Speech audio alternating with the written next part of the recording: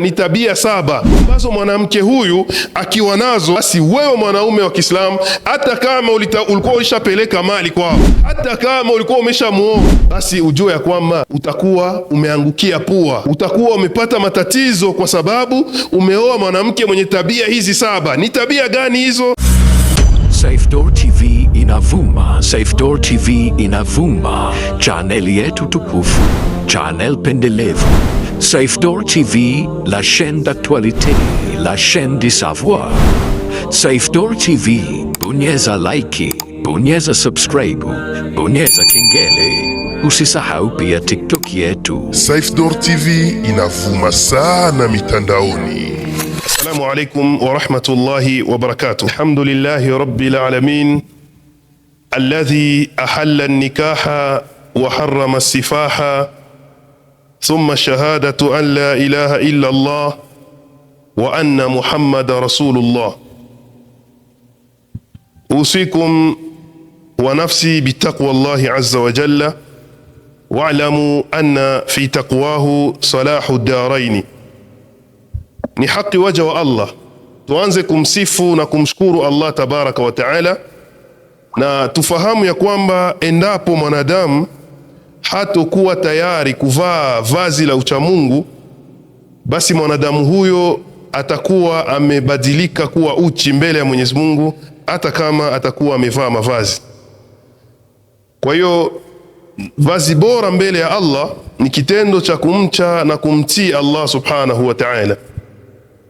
Ndugu zangu Islam, ama mawaidha yetu ya leo kwenye konferensi yetu katika msikiti huu wa Bagira, Masjid Taqwa, tulipendelea kidogo tuweze kuzungumza teme ambayo inayosema ya kwamba wanawake wa aina 7 ambao haifai kuweza kuwaoa, na ni wakina nani wale wanawake ambao hatutakiwi kuweza kuwaoa. Kwanza tujue Mtume sallallahu alaihi wasallam ametuhusia katika hadithi yake, akasema ya kwamba tunkahul mar'atu ala 4, mwanamke kikawaida huolewa kwa mambo 8. Akasema Mtume ya kwamba jambo la kwanza, tunkahul mar'atu bijamaliha wa bimaliha wa binasabiha wa bidiniha. Kisha Mtume akasema fadhfar bidhati dini taribati yadaka. Mtume anasema mwanamke huolewa kwa mambo 8. Ya kwanza, kwa uzuri wake. Kuna mtu humooa mwanamke kwa sababu ni mzuri, mwingine humooa mwanamke kwa sababu yule mwanamke ni ana nasabu nzuri, bimaana ana familia nzuri inayojulikana, familia ambayo inamfanya yule mwanamke aweze kuonekana katika hali iliyokuwa nzuri. Yani hiyo nasabu yake, baba yake ataangaliwa. Je, baba yake ana dini gani? Ana hali gani? Je, sio jangili? Ukitaka kuijua tabia ya mwanamke, mtazame baba yake na kaka zake. Unamwangalia baba yake ana tabia gani, kaka zake wana tabia gani. Hapo ndipo utamjua mwanamke kama ana tabia nzuri ama ana tabia mbaya. Maana yake kama baba yake ana tabia mbaya, asilimia kubwa selo Mtume, mtoto wake huyu, binti wake, naye lazima anaweza akafata hizo njia na nyenzo za baba yake. Hadithi sahihi kabisa. Ama kama atakuwa baba yake pengine ameshafariki, tazama kaka zake. Je, kaka zake wanakaa sawa katika tabia? Je, wana tabia gani? Sio watu wanaume wenye kutaka mabwat na manganda na kuzunguka sehemu ambazo si za sawa katika Uislamu. Ukiona baba yake na kaka zake wako katika tabia mbaya, basi elewa moja kwa moja kwamba mwanamke wa aina hii, basi naye pia atakuwa na tabia kama hizo walizokuwa nazo baba yake ama kaka zake. Jambo la 3, mwanamke huolewa kupitia mali yake.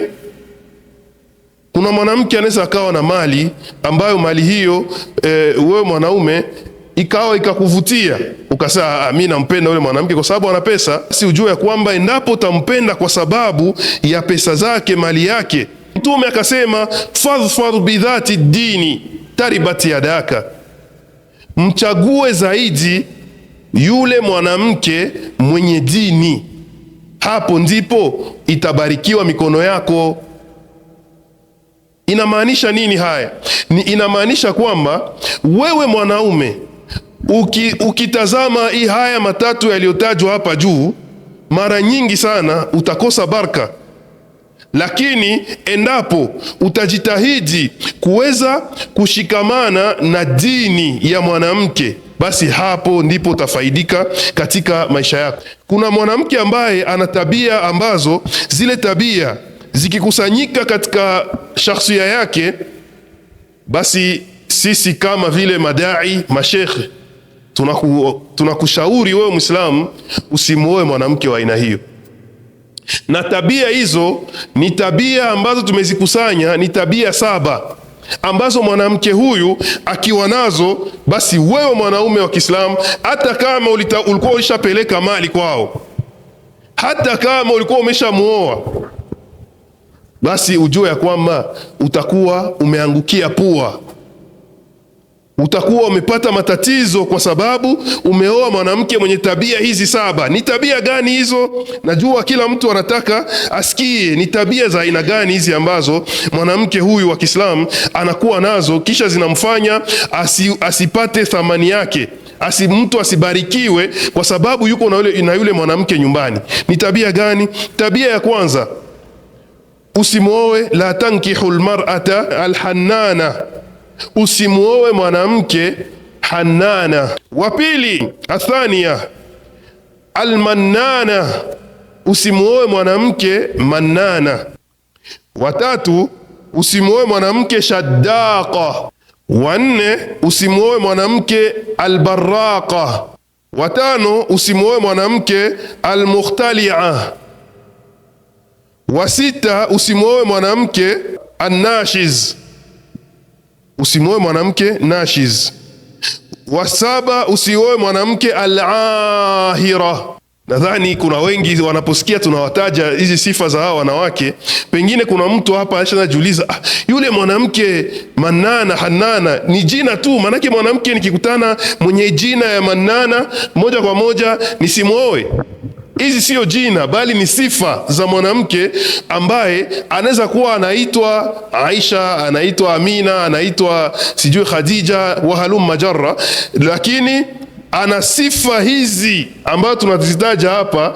Basi mwanamke wa aina hiyo, hata kama atakuwa aina gani, basi kwako wewe haifai kuweza kumwoa. Tuanze na sifa ya kwanza. Mwanamke wa kwanza ni hannana tu. Alhannana bimaana mwanamke ambaye ni mwanamke ambaye moyo wake bado unamkumbuka mme wa zamani. Roho yake baada ya kuolewa anaendelea kumkumbuka mwanaume ambaye alikuwa naye kabla, na hupendelea pia maisha aliyokuwa akiishi na mwanaume wake ule wa kabla. Anapenda aendelee kuishi hiyo maisha, anakuwa anamwakilia na kumfuatilia mume wake ndani, kumwambia kila siku kukicha, utasikia anasema bora hata ningerudia kwa ule mume wangu wa zamani ule. Kila weekend tulikuwa tunatoka outi, yule mume wangu wa zamani, kila siku tulikuwa tunafanya kadha wa kadha. Yani anapendelea sana katika maisha ya ndoa kukumbushia sana maisha waliokuwa nayo yeye pamoja na yule mume wake wa zamani. Na hapa tumkusudie mwanamke aliyekuwa bikra, kwa sababu mwanamke bikra ni mwanamke ambaye hatakuwa zaidi na mwanaume ambaye alikuwa naye kabla, kwa sababu yeye ni bikra. Lakini hawa wanawake thayiba, wale ambao ndio wanaita hapa nyumbani Bukavu wanaita kitoka bunyumba, yani wale vitoka unyumba wale, ukimuoa kisha anaendelea kumkumbuka yule mume wake wa zamani, basi ujue ya kwamba hauna mke pale, wewe umepiga kando, na atakutesa yule mwanamke. kwa sababu utatamani kila wakati anapomsifia mwanaume wa zamani, na wewe uko pale mbele yako, utatamani laiti na wewe ungetafuta uishi, uwe na kipato, pengine uwe na uwezo wa kikazi, uwe na hali fulani kama alivyokuwa nayo yule mwanaume wa mbele. Kwa hiyo mwanamke Hanana, wanawachuoni wanasema si mwanamke mzuri wa kuoa. Mwanamke wa pili, sikiliza, mwanamke wa pili ambaye haistahiki kumwoa ni mwanamke ambaye ni manana tu. Mwanamke manana sio jina eti umempanga mtoto wako Manana kisha mtu akatae kumwoa. Hapana, hatukusudii jina, tunakusudia sifa. Manana ni mwanamke gani? Ni mwanamke kama wanavyosema wanachuoni, ni mwanamke anayekumbusha kila mara wema wake kwa mume wake. Manake mwanamke kila siku nyumbani kazi yake ni ukusifia tu benye ashakufanyizia. We mwanaume we, ukiniachaka we utakuwa unakosea sana, mie ndo nakufuliaka, mie ndo nakulipiaga nyumba, mie ndo nakufanyiziaka hivi na hivi, mie njo kadha wa kadha wa kadha. Wanawake wa aina hizi manana haijuzu kuweza kuwaoa, haifai. Inajuzu me haifai. Ukimwoa shauri yako, maana hatusemi ni haramu, me haiko vizuri, si vizuri. Bimaana ni nini? Bimaana ni jambo ambalo linachukiza kumwoa mwanamke ambaye ana tabia ya umanana. Manana ni mwanamke ambaye kazi yake ni kumsifia mume wake, wanawake nani, kazi yote yenye anamfanyizia mume wake, kheri yote, wema wote anamfanyizia mume wake. Usimuone vile yule mwanaume anapita pita mitaani, anaanza mwe wanawake mnampenda penda, mnadhani kwamba mimi naishi naye hivyo, mimi ndo namfanyia kila kitu, hana cha kuwapa. Kama ni chakula mimi ndo nanunua nyumbani, kama ni hela ya watoto kuenda shule mimi ndo nazitumia, yeye hakuna anachokifanya. Kwa hiyo muachane na ule mwanaume, manake anakuwa anakudhalilisha mwanamke wa aina hiyo, kwa sababu yeye ndo anakufanyizia kila kitu. Kwa hiyo mwanamke wa aina hii ambaye anamdhalilisha mume wake katika kumkumbusha kila kile anachomfanyia, basi mwanamke huyo si mwanamke mzuri wa kuweza kuoa.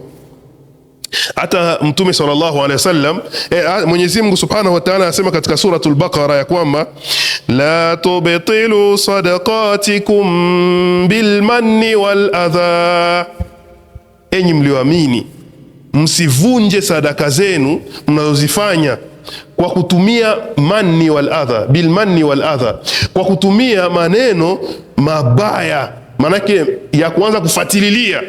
Wewe umetoa sadaka kwa mume wako, unamsaidia, unampatia mfano, unamuzia mume wako pantalo, kisha unaanza kuwa unamgudilia ile maneno, hiyo pantalo anavala mimi ndo namuziaka hayo, ile kitu fulani kenyeko nacho mimi ndo nilimfanyizia hivi na hivi.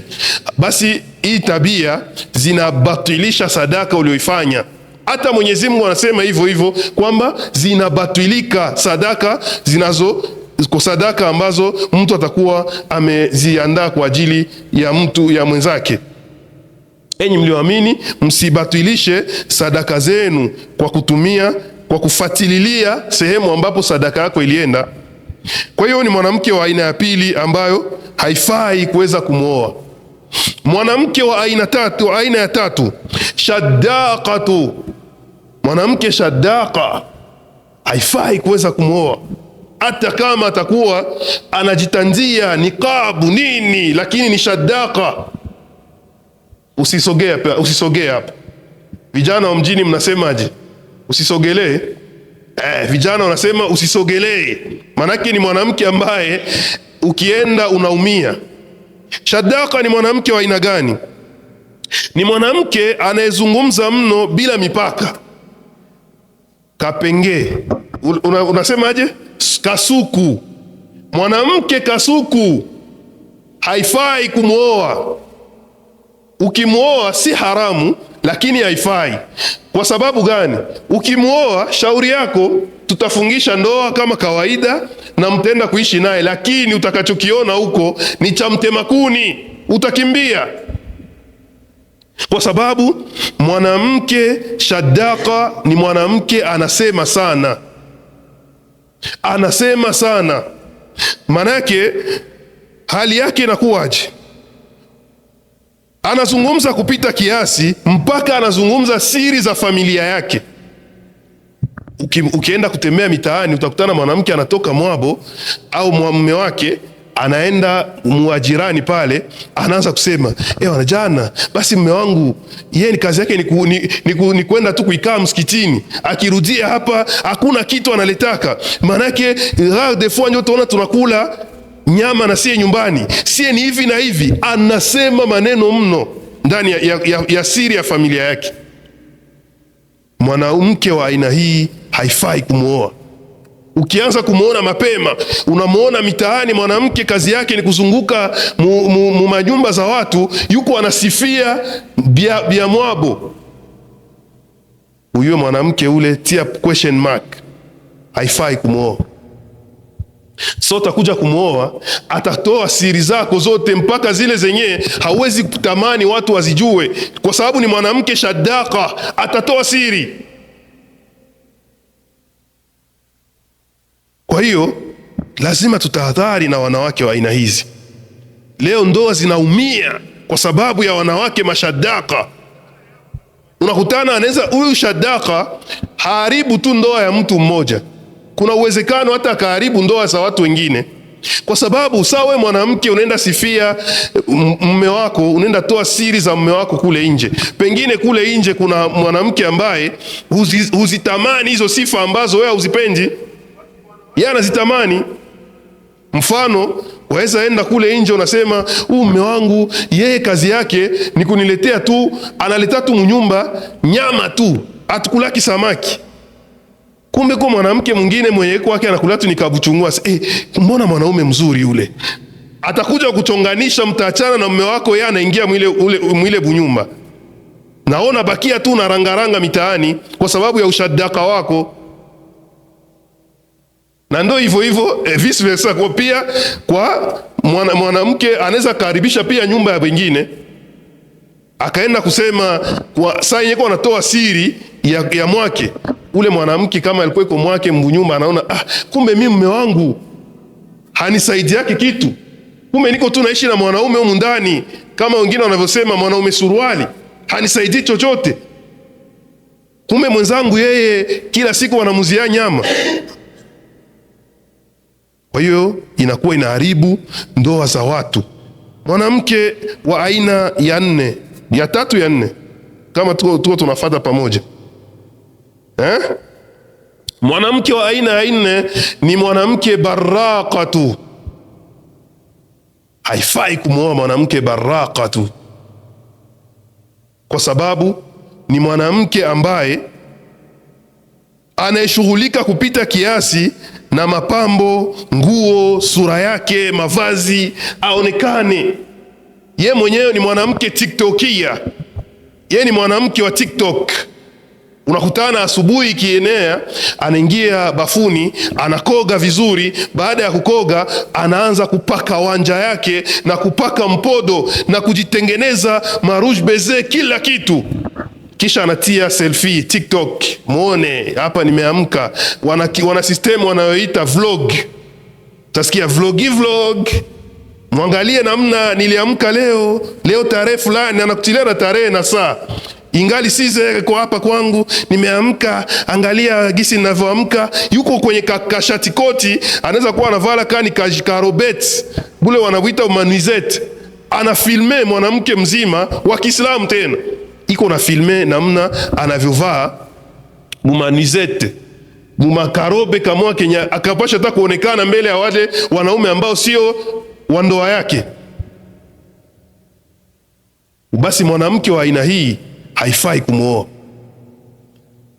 Nyinyi vijana, tazameni, uwe naangalia kwa maslati. Ukiona mwanamke mwenye kila wakati kupendelea aonekane namna alivyovaa, namna alivyojipodoa, paka wengine wanawake hawana haya kwa sasa. Mwanamke anasimama, anapiga selfie, yuko anajionesha kuanzia kwenye nywele yake paka kwenye miguu yake, na anamwambia yule mweko na mfilme, sogea uoneshe watu miguu. Anapandisha nguo namna hina ilivyopakwa.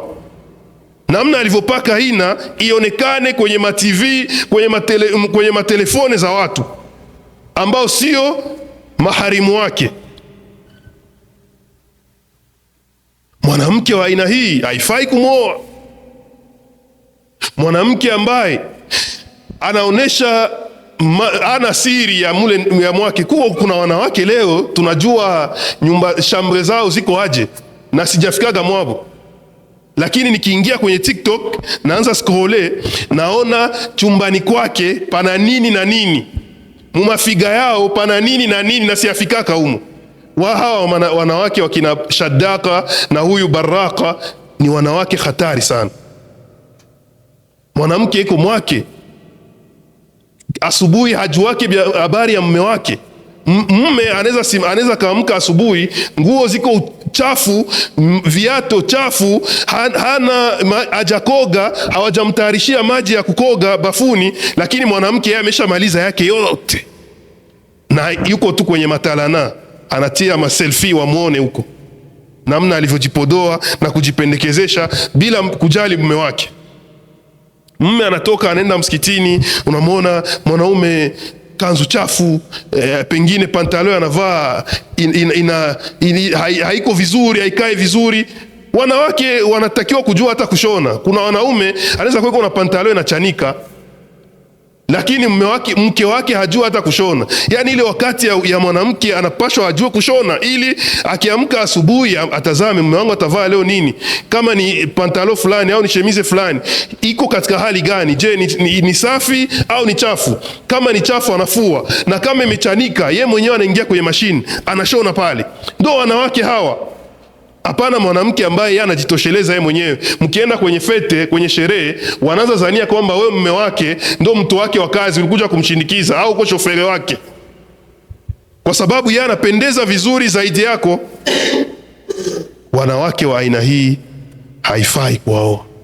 Wanawake Baraka, yeye ni kujipendezesha tu yeye mwenyewe na kujali mpodo wake, hamtizami mume wake. Wanawake wa aina tano.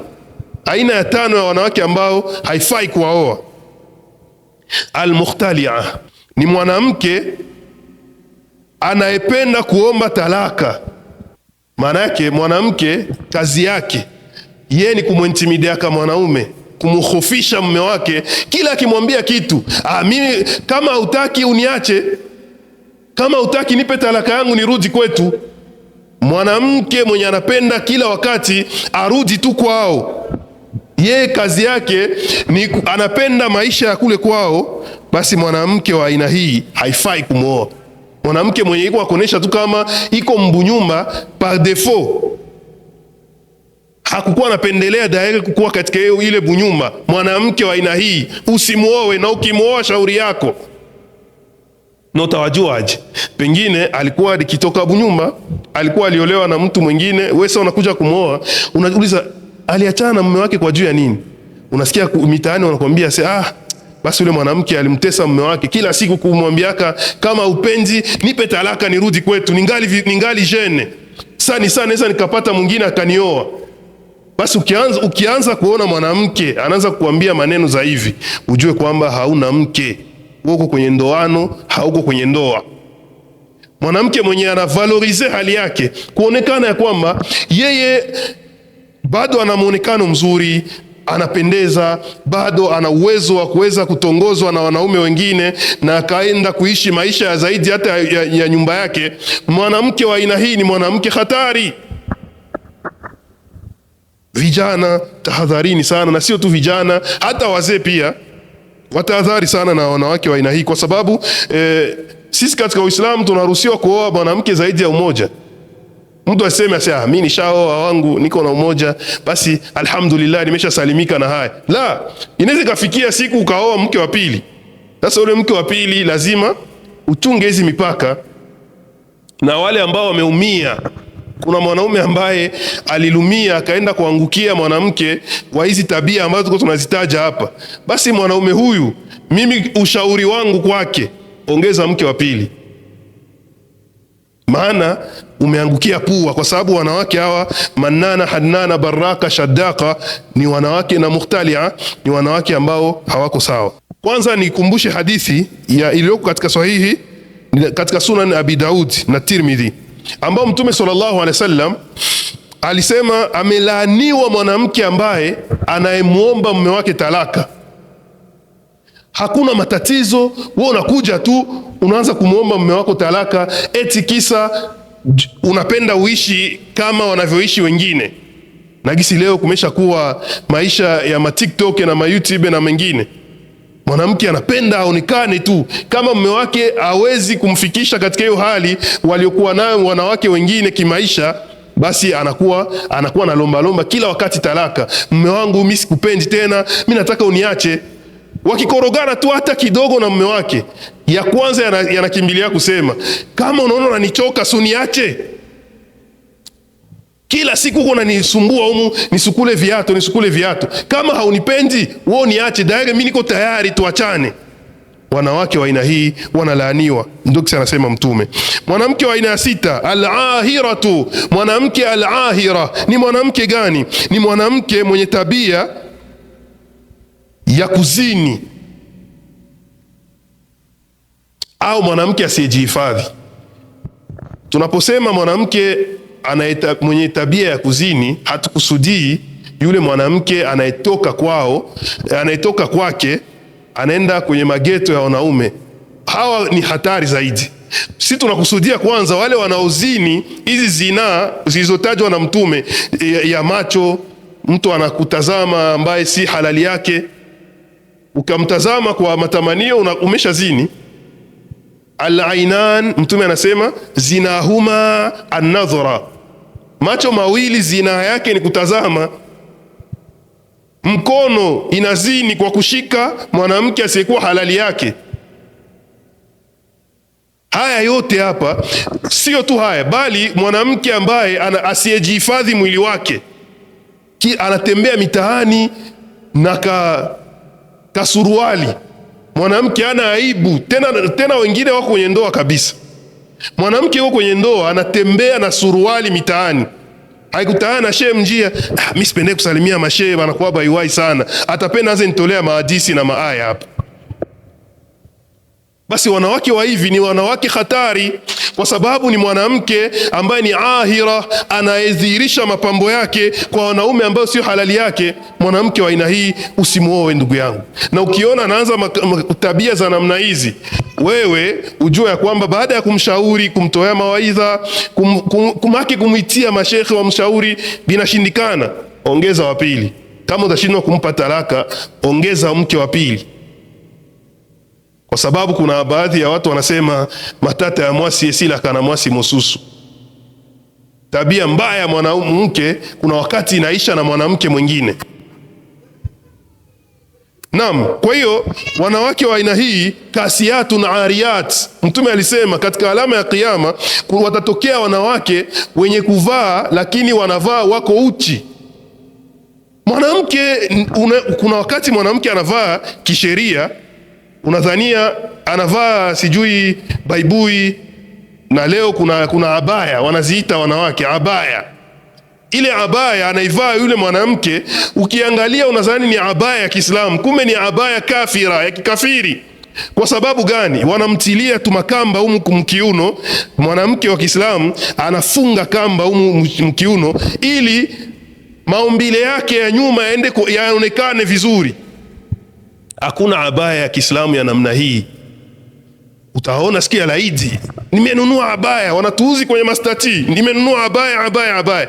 Wenda sasa umuone na abaya yake kustade au kwa sehemu ya kusalia, unakutana ni abaya ambayo mutasiful jismi, inasifia mwili wake gisi ilivyo. Yani kama ni ana maumbile madogo, unaona kabisa maumbile yake yalivyo. Kama ni makubwa hivyo. Na wale wa hivyo hawakuagi na haya. Anaweza kapita hata kwenye wanaume wako, hata teremsha macho chini, anawatizama kumacho, nani ataniangalia? Wanawake wa aina hii haifai kuwaoa. Ndugu zangu Islam, mpaka watazamaji wanaotufata kwenye channel yetu Saifdor TV, tunawakumbusha ya kwamba hawa wanawake ambao tunawataja hapa wamekithiri sana katika jamii yetu. Tufanye hange nao, Mwanamke wa aina ya saba tunamaliza, tunasema ni an-nashir, an-nashiz. Mwanamke nashiz ni mwanamke wa aina gani huyu?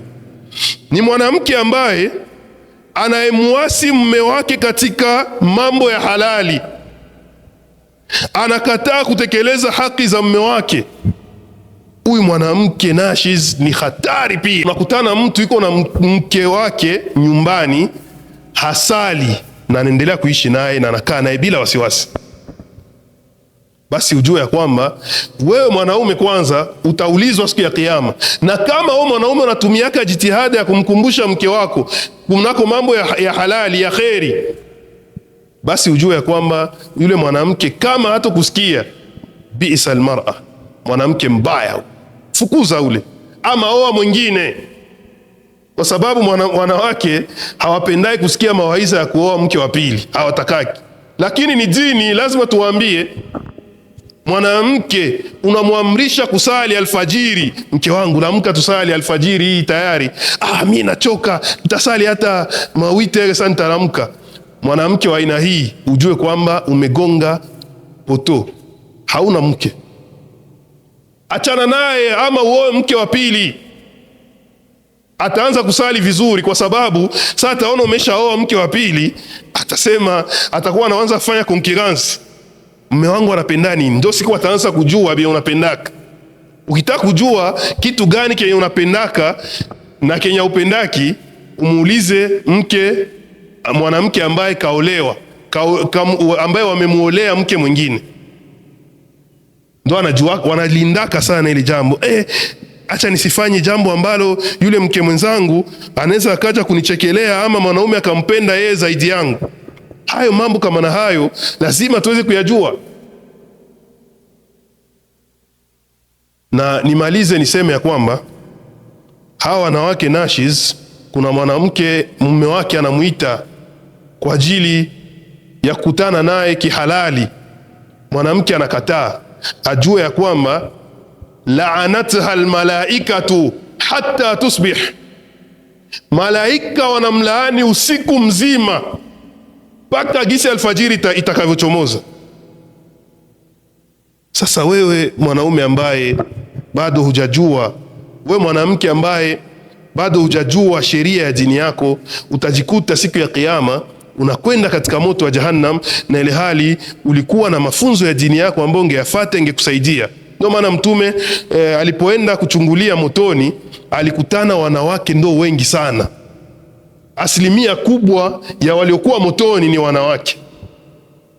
Mpaka Mtume akakuja akawaambia siku ya Laidi, Mtume anamaliza kutoa khutba, anaenda kule nyuma kwa wanawake, anaenda na Bilal anamshindikiza, anafika pale anawatolea tena mawaidha. Abu Huraira kama sikusahau, anaenda kuwatolea tena mawaidha, anawaambia wanawake, akthirna minas sadaqat, zidisheni kutoa sadaka, muzidishe kutoa sadaka sana. Fa inni raaitukunna akthara ahli an-nar, kwa sababu mimi nimewaona mko wengi sana motoni. Juu ya zile matabia mbaya mbaya haya yote ambayo tunayasema, ni rare de fois mkutane mwanaume tuseme shadaka, wakwenda kusifia siri zake za mwake, enda kazisifie nje. Rare de fois au wakuti wanaume wa aina hii, isipokuwa ni wadogo sana, afdadun qalil, ni wachache sana. Lakini na wale wanaume wenye kusifia mambo ya nyumbani, wale sisi ni bora tuwaite tu madayuth. Wale wako wazima kimwili lakini wamekufa kiroho, wanastahili kupigiwa takbira 4 wasaliwe. Mwanaume anapaswa kuwa mwanaume rijali, ni mwanaume ambaye anayefunga siri ya nyumbani kwake, hataki mtu ajue yanayopitikana ndani kwake mle. Mtu mwingine anakwenda kuomba nafasi fulani mpaka anajizalilisha, unaona mie nyumbani kwa kweli tabani. Au mwingine anakuja kumsifia yale yote wanayoyafanya na mke wake, anaenda kuyasifia mitaani. Hayafai, haramu, ni haramu. Ndugu zangu Islam, kwa hiyo hawa ndio wanawake wa aina 7 ambao ni haram. haifai kuwaoa, lakini ni halali, unaweza ukawaoa. Unaweza ukamwoa kwa sababu sheria haijamkataza mwanamke shaddaqa, mwanamke mannana, mwanamke hannana, mwanamke al-ahira, mwanamke barraqa, mwanamke nashiz, wale wote sheria haijatukataza kuwaoa, lakini sheria imetuhusia, imetuhimiza tusiwaoe wale, watatuharibia dini yetu. Na ndio maana Mtume alisema fadfar bidhati dini taribati yadaka. Nimemalizia hapa. Kwa wale watakaokuwa na maswali itakuja baadaye, baada ya Sheikh Said Kiwafe kuweza kuzungumza inshallah. Wassalamu alaikum wa rahmatullahi wa barakatuh.